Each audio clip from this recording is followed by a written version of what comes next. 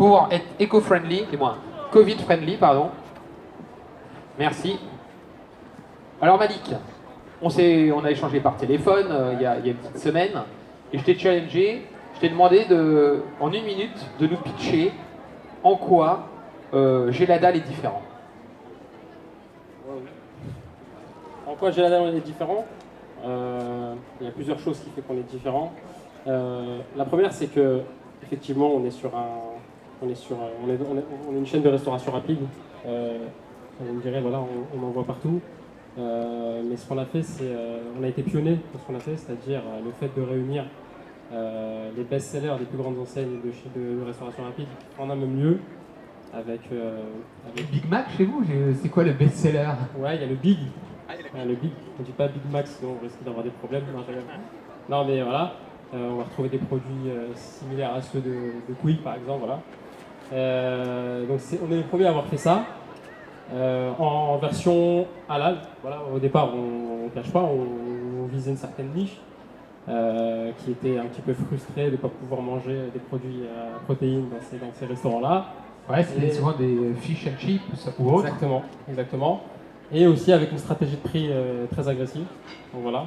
C'est ça au départ les éléments qui nous ont différenciés. Après, on a été copié. Parce qu'en général, les choses qui fonctionnent, on les copie. Donc on a été copié. Et là où on s'est différencié, c'est par notre état d'esprit, en fait.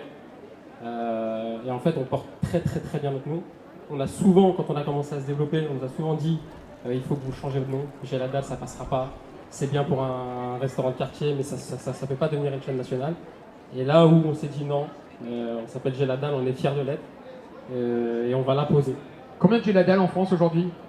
44 aujourd'hui, 45 vendredi, et 60 à la fin 2021, une centaine à la fin 2022.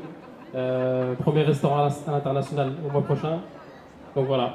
Alors, tous les prochains Geladal. Ça, c'est une réussite à la française, comme on les aime. Yes. À quel moment, Malik, tu t'es dit, ça y est, je passe du simple jeune étudiant à jeune entrepreneur? C'est une rencontre? Tu as participé à des dispositifs locaux? Qu'est-ce qui s'est passé? Alors, pour être franc, en fait, moi j'ai démarré une carrière dans des grands groupes. Voilà, j'ai fait au groupe Crédit Agricole, ensuite j'ai fait du conseil chez KPMG, etc. C'était très enrichissant, c'était top. Mais il manquait un petit peu ce côté, voilà, ce qui te fait vibrer. Ce côté liberté, ouais, voilà, qu'évoquait Joseph tout à l'heure. Exactement, là tu es dans un cadre, tout est structuré, c'est bien, mais tu peux pas faire ce que tu veux, il y a plein de projets que tu veux avoir et c'est compliqué. Donc du coup voilà, c'est ça qui m'a fait que j'ai quitté mon bureau dans une tour à la Défense pour revenir dans un petit bureau ici à Argenteuil. Alors, quand même, la restauration, c'est un univers concurrentiel, c'est un univers où si on n'a pas, on va dire, de la famille ou des proches qui y travaillent, il y a les règles d'hygiène, les HACCP. Comment on fait? On est étudiant, après on a cet esprit d'entreprendre, mais comment on se dit la restauration? Qu'est-ce qui, dans ton univers, l'univers de Malik, t'a fait aller vers cette voie? En fait, au départ, c'était job étudiant, simplement. J'ai découvert ça quand j'étais étudiant. Voilà, il fallait avoir un peu d'argent de poche, il fallait payer ses études. Donc naturellement, on se tourne vers les métiers les plus abordables, les plus simples d'accès, donc c'est la restauration. Et on y prend goût, en fait. On y prend goût, etc. Donc de fil en aiguille, il y a des idées qui se montent, etc. Et puis après, tu es pris dans un projet et au final, tu penses que c'est court-termiste, et au final, tu restes toute ta vie. Alors, ce que se posent comme question souvent les jeunes, c'est être entrepreneur, c'est être polyvalent. Il faut maîtriser les business plans, la finance, le marketing, le commercial, la compta. On ne peut pas, malgré avoir fait des études, être polyvalent. Comment on fait pour s'entourer ou apprendre rapidement et que l'entrepreneuriat soit solide? Oui, effectivement, quand tu es entrepreneur, quand tu gères une société, il faut être polyvalent. Il ne faut pas être expert en tout, mais il faut avoir des notions dans tout. Il faut que tu saches de quoi tu parles dans tout. C'est ça le plus important. C'est pas à toi de monter un tableau financier ultra complexe avec des formules, non. Il faut comprendre ce qu'il y a à l'intérieur. C'est ça l'intérêt. C'est ça qui est intéressant. Après, ce qu'il faut faire, c'est qu'il faut s'entourer des bonnes personnes. C'est ça le plus important. Il faut vraiment s'entourer des meilleurs. Il faut s'entourer des personnes qui comprennent, qui savent ce que tu veux et qui en fait vont travailler dans ton intérêt à toi. C'est ça qu'il faut. Il ne faut pas t'entourer de personnes qui vont travailler dans un intérêt qui... Il ne faut pas qu'ils te confient d'intérêt en fait. C'est ça le Et on les trouve où ces bonnes personnes? Quand on invite là à Argenteuil, au Val, on va où pour rencontrer les bonnes personnes? On les rencontre en fait. Ça, c'est ça qu'il faut comprendre. C'est que, effectivement, peut-être il y a 10 ans, 15 ans, 20 ans, c'était compliqué. Mais aujourd'hui, dans les banlieues, il y a de tout. En fait, on a vraiment pas besoin de sortir pour trouver ce qu'on cherche. Nous, on s'est entouré quasiment uniquement de personnes qui venaient des personnes comme nous, en fait, qui venaient de l'univers street, etc. Typiquement, sur la partie communication, on s'est entouré de l'agence Smile, Diallo qui doit passer. Qui va intervenir juste après toi. Voilà. Donc en fait, on trouve des compétences, on trouve des domaines d'expertise un peu partout, et même à côté de chez nous en fait. Il suffit juste en fait de le demander et les gens ils viennent vers vous naturellement. Ça, c'est intéressant comme conseil. Il faut demander. C'est vrai que les jeunes souvent, un petit peu je sais pas, peut-être par autocensure, ils n'osent pas demander de l'aide.